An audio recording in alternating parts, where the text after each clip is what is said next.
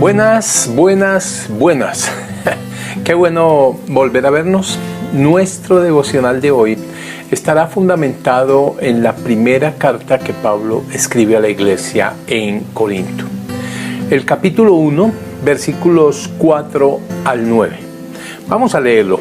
Siempre doy gracias a mi Dios por vosotros, por la gracia de Dios que os fue dada en Cristo Jesús. Porque en todo fuisteis enriquecidos en Él, en toda palabra y en todo conocimiento. Así como el testimonio acerca de Cristo fue confirmado en vosotros. De manera que nada os falta en ningún don, esperando ansiosamente la revelación de nuestro Señor Jesucristo, el cual también os confirmará hasta el fin, para que seáis irreprensibles en el día de nuestro Señor Jesucristo. Fiel es Dios, por medio de quien fuisteis llamados a la comunión con su Hijo Jesucristo, Señor nuestro. ¿Saben? La situación de la iglesia en Corinto es que hay divisiones en la iglesia. Hay inmoralidad, hay problemas en los matrimonios, hay incluso litigios entre los hermanos y muchas cosas más. Esto había sido causa de aflicción.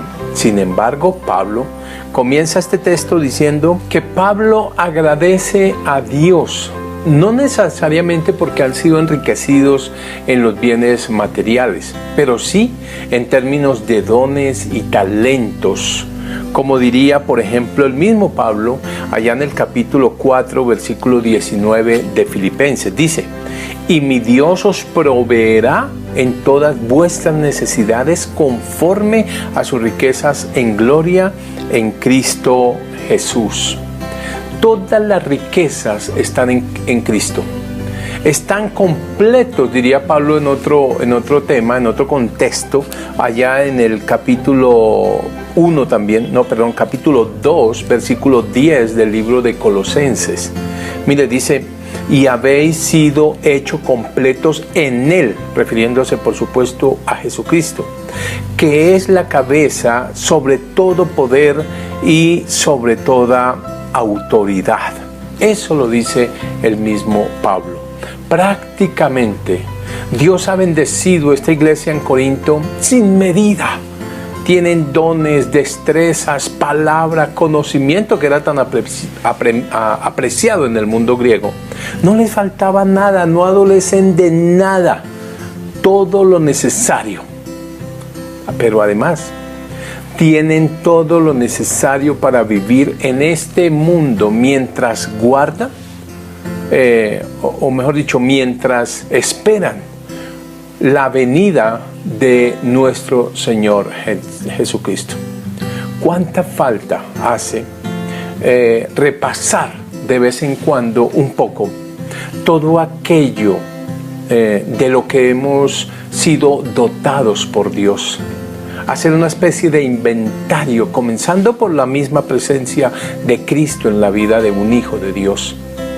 Según Pablo, esa sola realidad lo abarca todo. Algo así como el que tiene a Cristo lo tiene todo.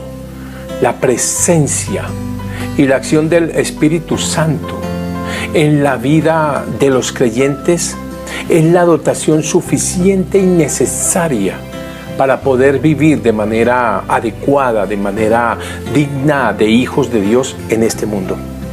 No ha enviado Dios a sus hijos a vivir en este mundo tan complicado y lleno de maldad sin antes darles lo necesario para que puedan sostenerse, para poder hacer frente a cada acechanza, para poder asumir con entereza, con valentía, con determinación los retos que propone la existencia en medio de este mundo caído, por supuesto.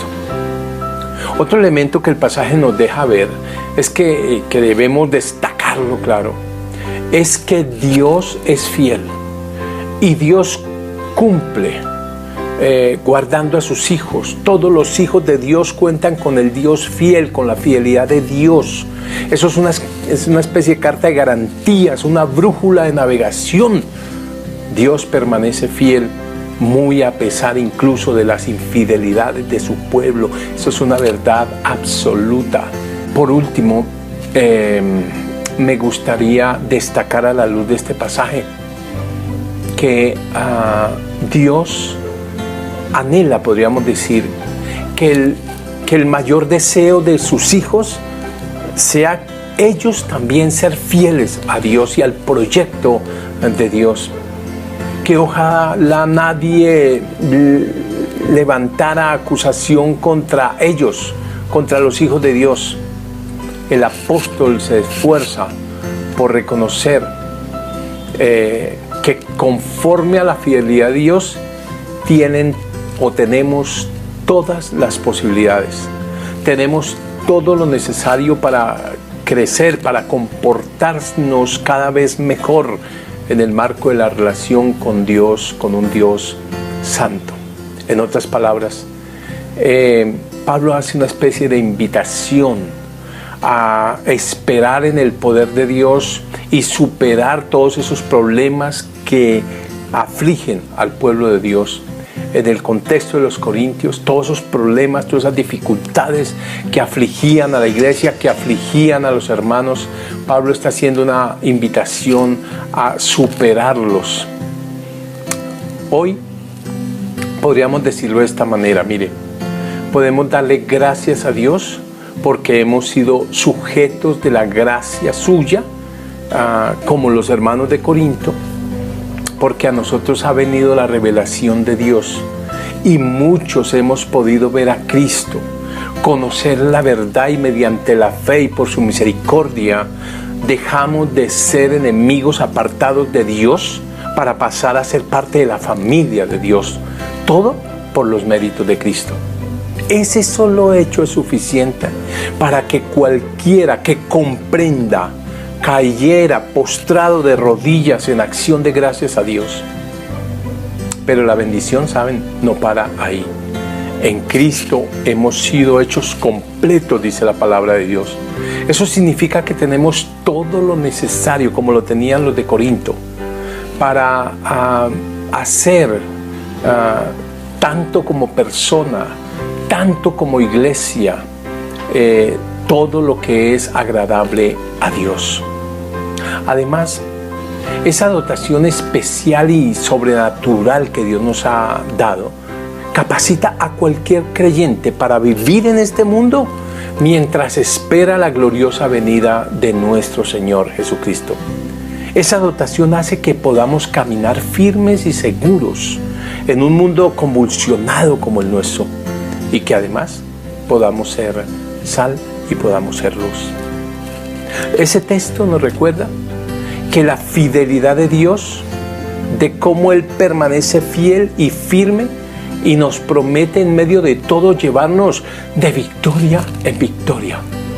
Debemos no solo sentirnos retados como iglesia, sino animados, como esperaba el apóstol Pablo de los hermanos de Corinto, retados a superar cualquier obstáculo, cualquier pecado, cualquier conflicto que pueda estar perturbando la felicidad, la obediencia y la alabanza a nuestro Dios.